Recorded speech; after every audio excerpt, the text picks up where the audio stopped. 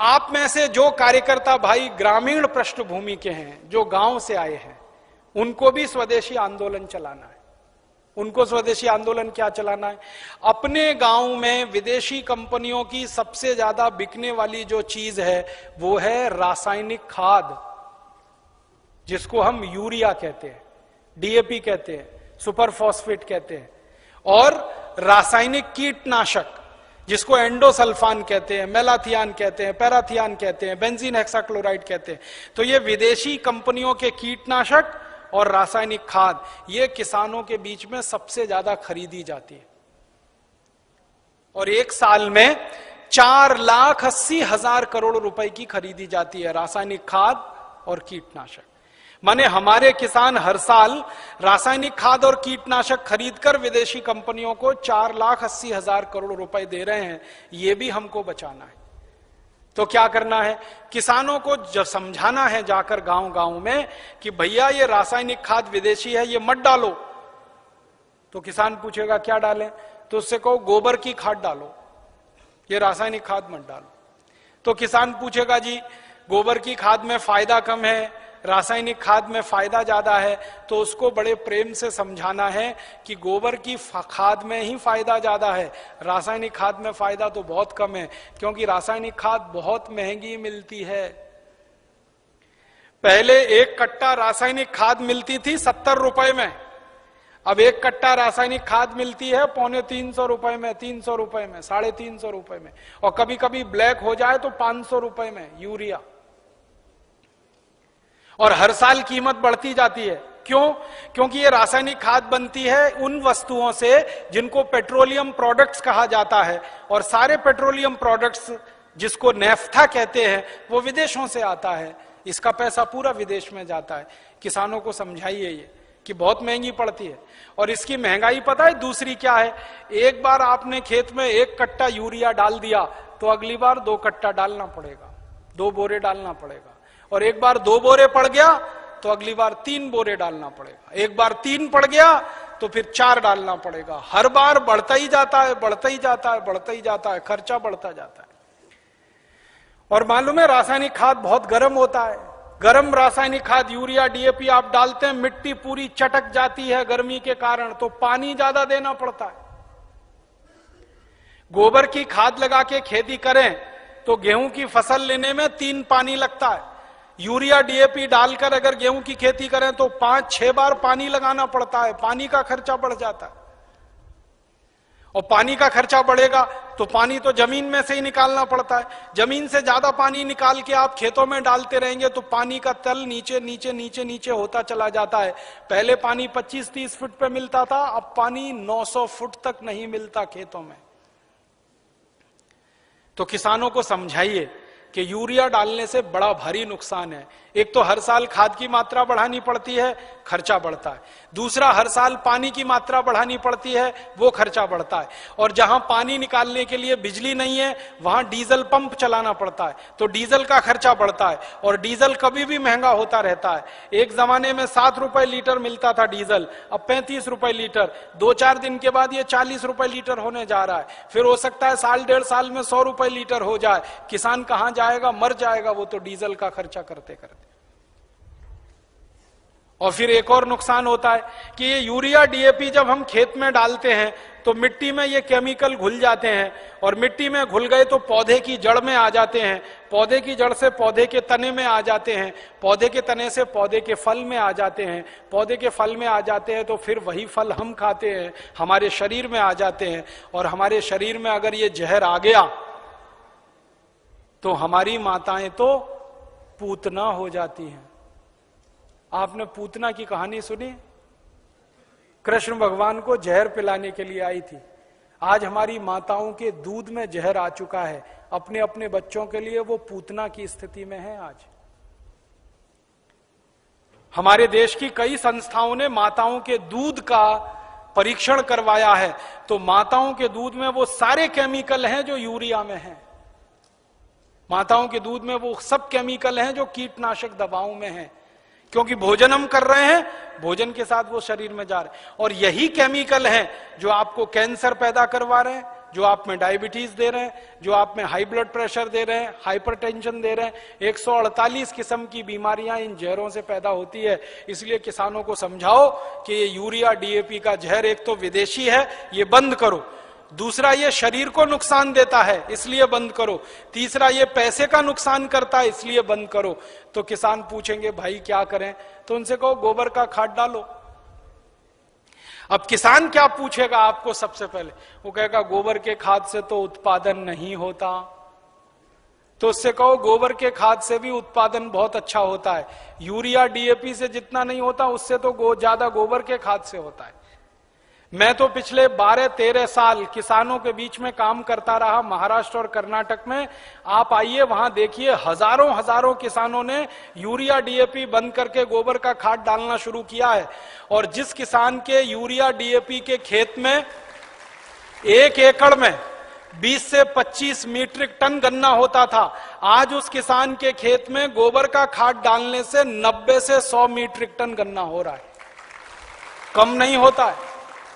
जिन किसानों के खेत में यूरिया डीएपी डालने से 1 एकड़ में 12 कुंटल गेहूं होता था, आज उनके खेत में गोबर का खाद डालने से 20 से 22 कुंटल गेहूं हो रहा है। जिन किसानों के खेत में यूरिया डीएपी डालने से 1 एकड़ में 2.5 कुंटल कपास होती थी, आज उन किसानों के खेत में गोबर का खाद डालने से 7 कुंटल एकड़ का कपास हो रही है। ऐसे एक नहीं, हजारों किसान हैं महाराष्ट्र में, कर्नाटक में, थोड़ा अगर चलेंगे तो छत्तीसगढ़ में बहुत किसान है। 12 साल मैंने बहुत काम किया किसानों के बीच, जा जाके उनको ये सब सिखाया। गोबर की खाद से उत्पादन ज्यादा मिलता है यूरिया डीएपी की तुलना। क्यों मिलता है वो जानना चाहिए। बहुत बहुत बढ़िया बात है, जो आप जान लो तो आप किसानों को समझा सकते। गोबर की खाद जब हम खेत में डालते हैं तो होता क्या है? गोबर जो है ना, कई तरह के जीव जंतुओं का भोजन है। यूरिया जो है वो भोजन नहीं, जहर है। आपके खेत में एक जीव होता है जिसको केंचुआ कहते हैं। केंचुआ को किसी दिन पकड़ना और हाथ पे रखना और उसके ऊपर यूरिया डाल देना।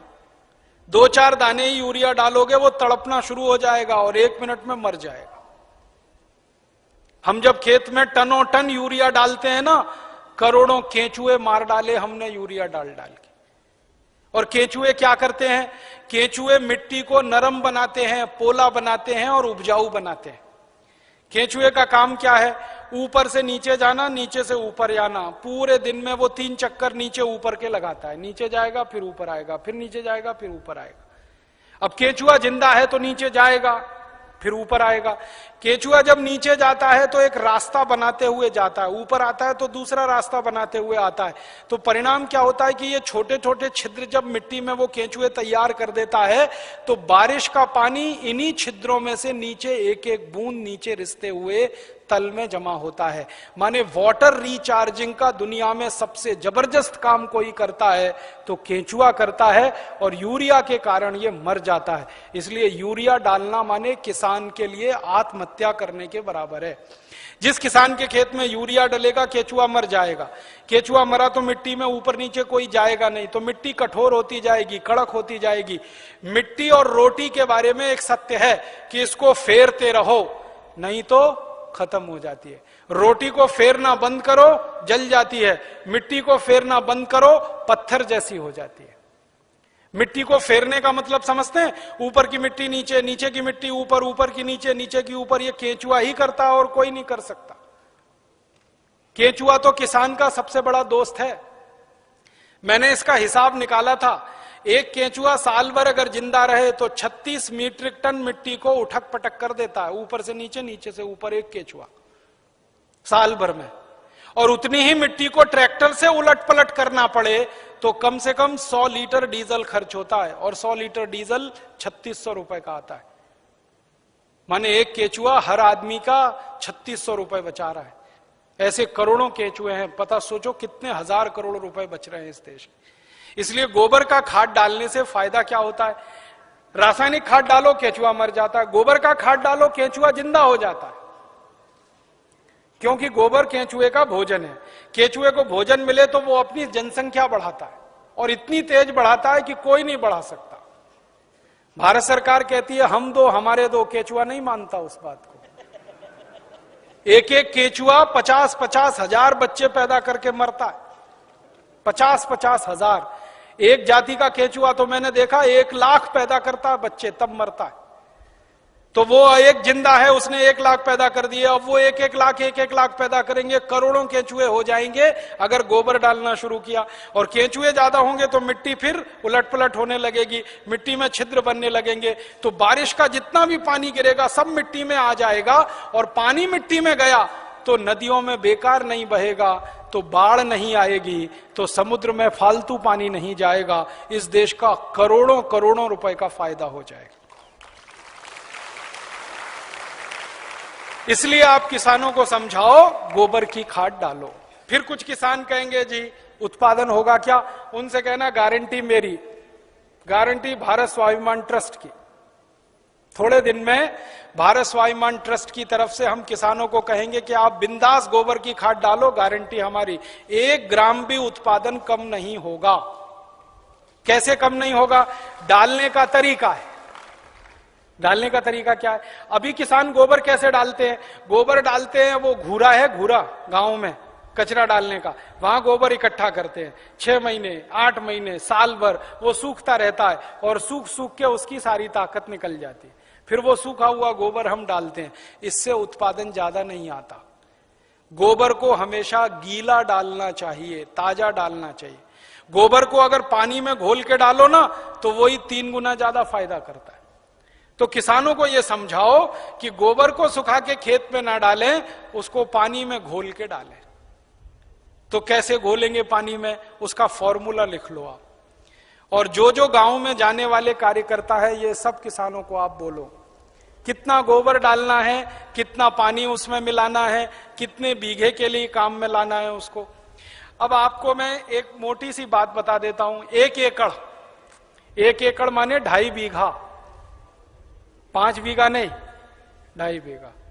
तो एकड़ 2.5 बीघे का हिसाब जोड़कर बताता हूं। एक किसान को एक बार में 1 एकड़ फसल के लिए कितना गोबर डालना पड़ेगा? गीला करके डालेंगे तो 10 किलो गोबर, बस 10 किलो गोबर, 10 किलो गोबर। फिर से सुन लो, 10 किलो, ज्यादा नहीं बोल रहा हूं, 100 किलो नहीं, 10 किलो गोबर 1 एकड़ के लिए। डालना कैसे? लिख लो 10 किलो गोबर। फिर इसमें चाहिए 10 लीटर मूत्र, जिस जानवर का गोबर उसी का मूत्र। गाय का गोबर तो गाय का मूत्र, भैंस का गोबर तो भैंस का मूत्र, बैल का गोबर तो बैल का मूत्र।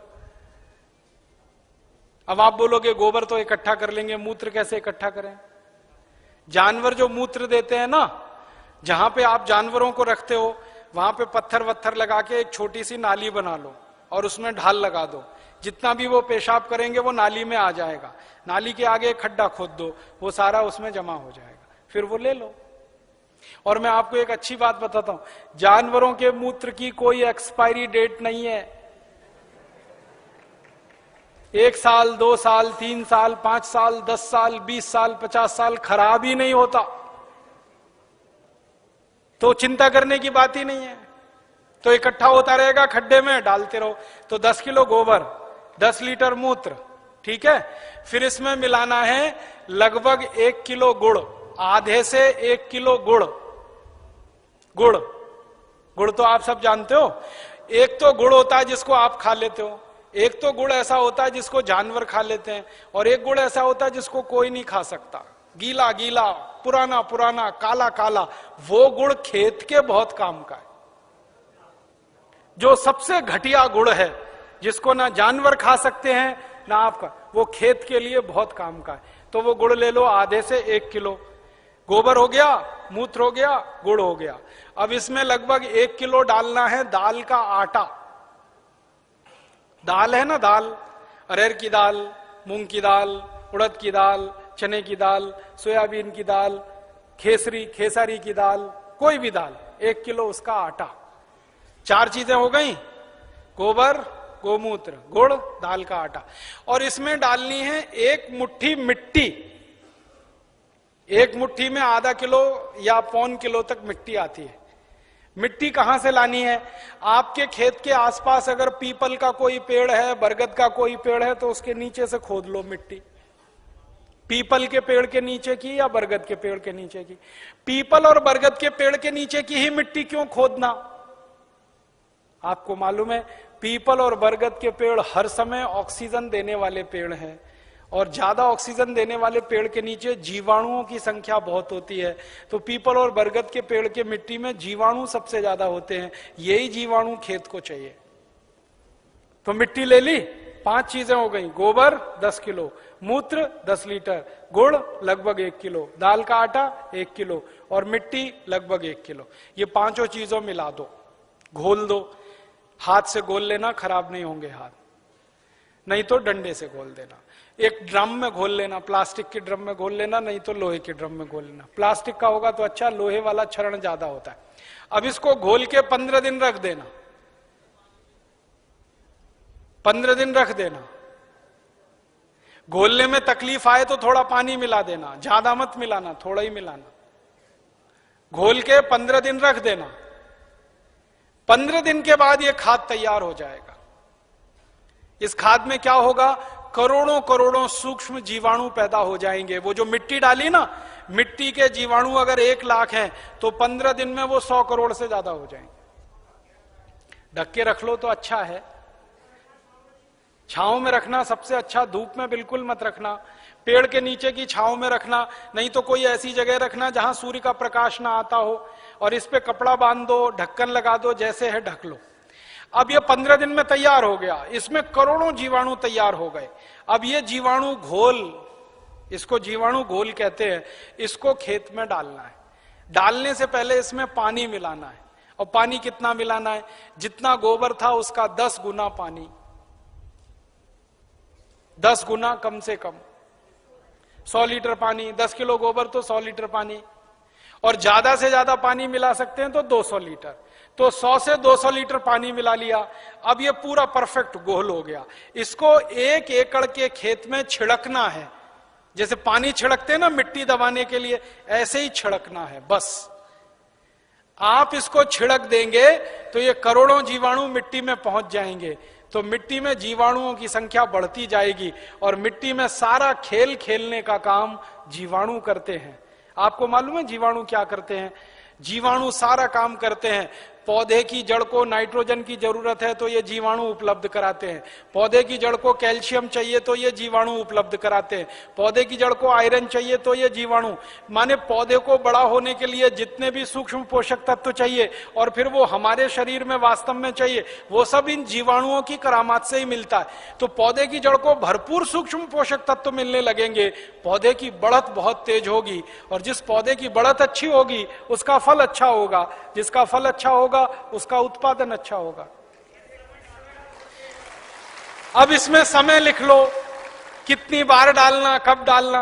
सबसे अच्छा तरीका यह होता है कि खेत को जब जोतने की तैयारी करें ना, जोतें, बीज डालने से पहले खेत जुताई होती है ना, खेत जुताई करते ही 1 दिन डाल दो। आज जुताई किया, कल डाल दो,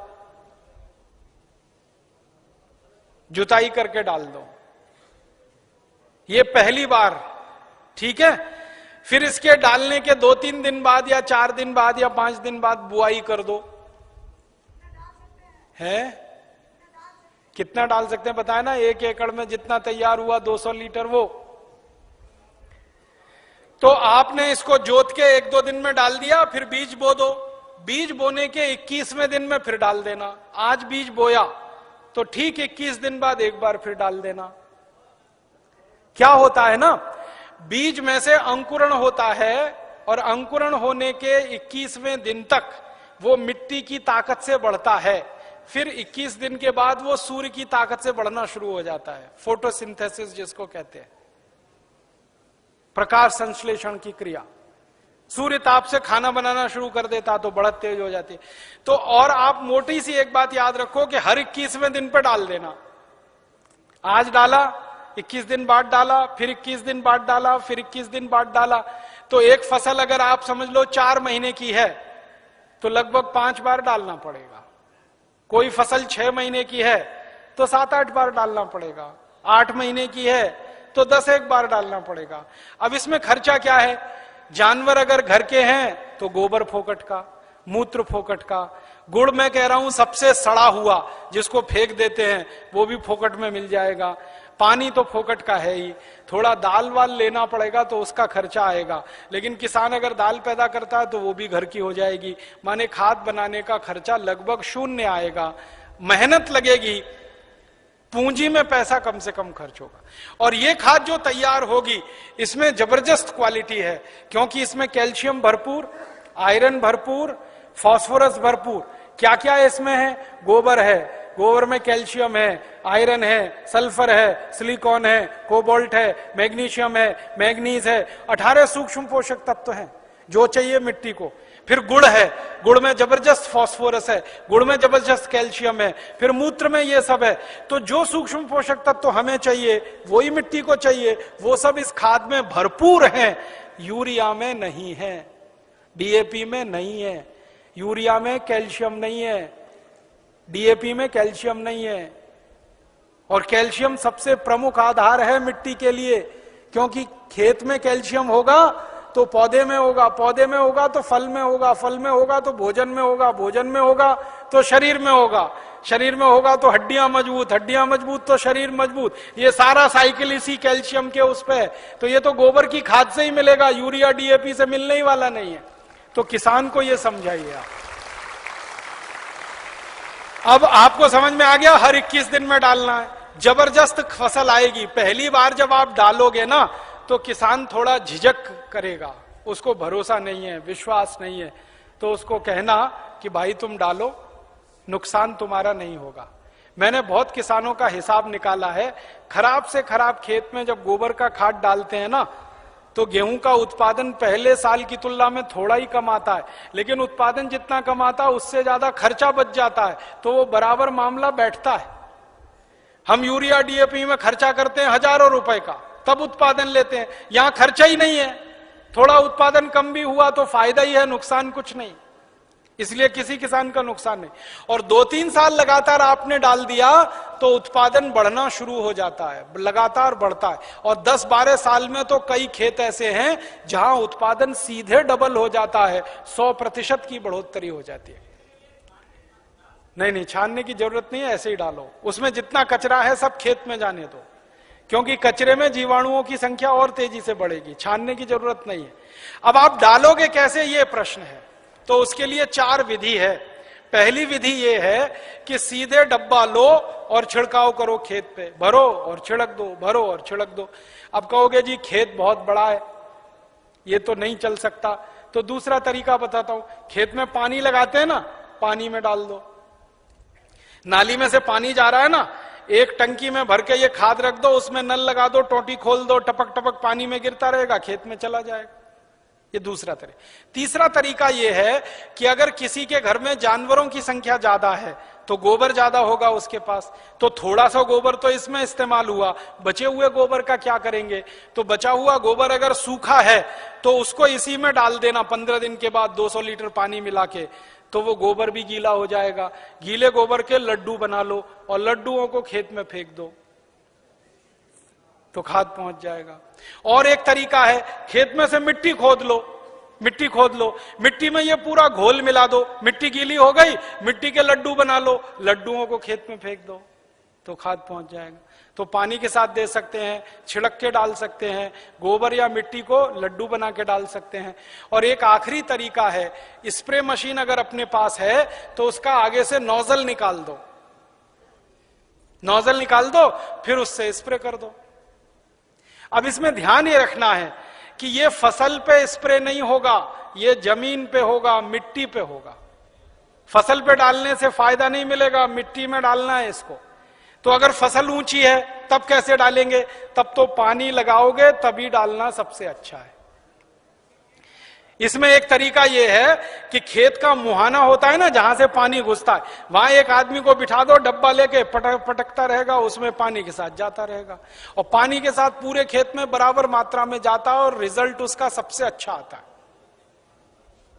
और एक तरीका है इसको डालने का, अगर आपके घर में गोबर का वो बनाते हैं ना, क्या कहते हैं उसको, कंडा कहते हैं, उपला कहते हैं, क्या कहते हैं, कंडा उपला जो भी कहते हैं, उसको जलाते हैं, जलाने के बाद राख निकलती है ना, वो राख इकट्ठी कर लो और ये घोल और राख मिला दो और फिर लड्डू बन जाएंगे, फिर खेत में छिड़क दो, तो इसका तो जबरदस्त उत्पादन आता है। क्योंकि जो राख है ना, इसमें कई केमिकल अतिरिक्त हैं जो गोबर और गोमूत्र से भी ज्यादा है। तो ये तरीका समझ में आ गया। हर 21 दिन पे डालेंगे। 4 महीने की फसल है तो 5-6 बार डालना पड़ेगा, 6 महीने हैं तो 7-8 बार। इसी तरह से पूरी खेती होती रहेगी। गोबर किसी भी जानवर का, गाय का हो, भैंस का हो, बैल का हो, बकरी बकरे का हो, गधे घोड़े का हो, हाथी ऊंट का हो, कोई भी हो, सब चलेगा। मूत्र भी किसी जानवर का, ठीक है। और आधा आधा मिले तो वो भी चलेगा। गाय का आधा ले लिया, भैंस का आधा, किसी के पास गाय नहीं हो, किसी के पास भैंस नहीं हो, एक एक गाय एक एक भैंस, और खेत बड़ा है तो आधा आधा, सब मिक्सिंग करके चलेगा। बस एक ही सावधानी रखना कि जो जो गाय का गोबर लो तो वो देशी गाय हो तो अच्छा होगा। जर्सी का फायदा पूरा नहीं करेगा, और जर्सी का ही गोबर है तो उसमें देशी का मिला लेना, नहीं तो कोई फायदा नहीं करेगा। जर्सी गाय है, उसका गोबर है, उसमें देशी गाय का 1-2 किलो गोबर मिला लेना, वो वैसे ही काम करता है जैसे 100 किलो दूध में 1 चम्मच दही डालो तो पूरा दूध दही हो जाता है। वैसे ही 100 किलो जर्सी गाय के गोबर में 1 किलो देशी का डाल दो तो देशी गाय के जीवाणु अपनी संख्या अपने आप बढ़ा लेते हैं। और धीरे धीरे मेरी बात मानो तो जर्सी गाय बेचते जाना, देशी लेते जाना, क्योंकि ये जर्सी गाय के दूध में दम नहीं है। आपको मालूम नहीं है, दुनिया में भारत को छोड़कर जर्सी गाय का दूध कोई देश नहीं पीता। डेनमार्क में सबसे ज्यादा जर्सी गाय है। डेनमार्क वाले दूध ही नहीं पीते। क्यों नहीं पीते? कैंसर होने की संभावना है जर्सी गाय के दूध से। घुटनों का दर्द तो तुरंत हो जाता है, बड़ी बड़ी बीमारियां होती हैं। और जर्सी गाय को एक खतरनाक बीमारी होती है, मैड काउ डिसीज। उस बीमारी के चक्कर में दूध भी उसका प्रदूषित होता है, इसलिए जर्सी का दूध दुनिया में कोई नहीं पीता। डेनमार्क की सरकार तो दूध ज्यादा होने पे समुद्र में फिकवा देती है। आपको सुनकर हैरानी होगी, डेनमार्क में दूध बहुत है, चाय बिना दूध की पीते हैं सबके सब, क्योंकि वो दूध उनको खराब लगता है। तो जर्सी गाय बेच के देशी लेते जाना। भैंस हो तो उसका तो चल जाएगा, बैल का चल जाए। अब एक आखिरी चीज और बता दूं, उसको आप लिख लो। ये तो हुआ खाद। अब किसान कहेगा कीड़ा लग गया, तो कीड़ा लग सकता है ना, तो उसका भी एक फॉर्मूला लिख लो। कीड़ा अगर लगता है, कीट लगता है, तो उसकी दवा भी हम खुद बना के छिड़क सकते हैं, पैसा खर्च करने की जरूरत नहीं। कीड़ा मारने की दवा कैसे बनेगी? 20 लीटर जानवरों का पेशाब ले लो, गाय का, बैल का, भैंस का, 20 लीटर, ठीक है। ये 1 एकड़ के लिए बता रहा हूं। फिर इसमें 2.5-3 किलो नीम के पत्ते की चटनी डाल देना। नीम के पत्ते की चटनी, नीम का पत्ता है, पीस के चटनी बना के डाल देना, 2.5-3 किलो। और आकड़ा देखा है? आकड़ा, आकड़ा के पेड़ के पत्ते की भी चटनी डाल देना, 2.5-3 किलो। आकड़ा, आक कहते हैं, आक, कुछ लोग अकौआ कहते हैं उसको। आक, आकड़ा, अकौआ, हाँ वही जो हनुमान जी पे चढ़ाते हैं, जिसमें सफेद सफेद दूध निकलता है। और एक तीसरा पत्ता है, सुनो सुनो भाई, एक तीसरा पत्ता है बेशरम। बेशरम जो है ना, अक्सर गांव में घुसते हैं ना, तो दोनों तरफ किनारे किनारे लगा रहता है, पान के जैसा पत्ता, बैगनी रंग का फूल आता है, उसमें ना खुशबू होती है ना कुछ होता है, बिना पानी के बिना बीज के होता है, इसलिए बेशरम कहते हैं। तो 2-2.5 किलो ले लो। और एक पत्ता है आपके गांव में अगर मिले तो, सीताफल का पत्ता, शरीफा जिसको कहते हैं, सीताफल शरीफा, उसका पत्ता 2-2.5 किलो ले लो। और अगर गांव में मिल जाए ना तो वो घास आती है ना, कांग्रेस घास, उसको चटनी बना के डाल दो, 2-2.5 किलो। और इसमें थोड़ा सा खूब तीखी लाल मिर्च हो, हरी मिर्च हो, तो वो पीस के डाल दो, 250-300 ग्राम। लहसुन पीस के डाल दो, आधा किलो के करीब। गाजर घास, वही वही। और मैं आपको एक मोटी सी बात बताता हूं, वो याद रखो, जिन जिन पत्तों को गाय नहीं खाती, फिर से सुनो, जिन जिन पत्तों को गाय नहीं खाती और आपके गांव में उपलब्ध है, वो सब पत्ते पीस के डाल दो इसमें। गाय को खिला के देख लो, खा रही है तो नहीं डालना, नहीं खा रही है तो पीस के डाल देना। मोटी बात याद रखो। तो 3-4 तरह के पत्ते डाल दिए, थोड़ा लहसुन डाल दिया, थोड़ा मिर्ची डाल दी, 20 लीटर मूत्र में डाल के इसको उबालना है, गरम करना, उबाल के ठंडा कर लो, ठंडा करके 200 लीटर पानी मिला दो। अब ये दवा तैयार हो गई, कीटनाशक। इसको स्प्रे कर दो किसी भी फसल पे, तो 48 घंटे माने 2 से 3 दिन में सारे कीट खत्म कर देता है। 1 पैसे का खर्चा नहीं होता, बाजार से कुछ नहीं लाना पड़ता। ये हर फसल में काम आता है, गेहूं में, चावल में, चने में, दाल में, मटर में, गन्ने में, हर तरह की फसल में ये उपयोग हो सकता है। तो कीटनाशक दवा बनाने का आपको मालूम, खाद बनाने का आपको मालूम। अब यूरिया, डीएपी और एंडोसल्फान गांव गांव से हमें बंद कराना है। 4,80,000 करोड़ रुपए किसानों का बचाना है, 2,32,000 करोड़ रुपए शहर वालों का बचाना है। ये दोनों मिला दें तो करीब 7-8 लाख करोड़ रुपए देश का हम बचा सकते हैं स्वदेशी आंदोलन की ताकत से। और बाहर से जो इंपोर्ट हो रहा है करीब 7 लाख करोड़ का, अगर पक्के स्वदेशी वाले लोग हो जाएं तो इंपोर्टेड चीजें भी बंद हो सकती हैं। 14 लाख करोड़ का फायदा, माने इतना बड़ा फायदा हम पूरे देश को दे सकते हैं अपने स्वदेशी आंदोलन और अभियान से। इसलिए स्वदेशी आंदोलन और अभियान को गांव-गांव जाके चलाना है। और आपको इसके लिए उस जमाने में लोकमान्य तिलक ने जैसा परिश्रम किया, महात्मा गांधी ने जैसा परिश्रम किया, विपिन चंद्र पाल ने जैसा परिश्रम किया और क्रांतिवीरों ने जैसे परिश्रम किया, वैसा ही परिश्रम आपको करना है। ताकि क्या होगा, जैसे आज हम लोकमान्य तिलक का नाम याद रखते हैं अपने देश के लिए, अपनी सभ्यता के लिए, अपनी आजादी के लिए, वैसे ही आपका नाम आने वाली पीढ़ियां याद रखेंगी इस देश के दूसरे स्वदेशी आंदोलन के लिए। ऐसा कहकर मैं आपका आभार व्यक्त करता हूं, बहुत बहुत आपको धन्यवाद देता हूं।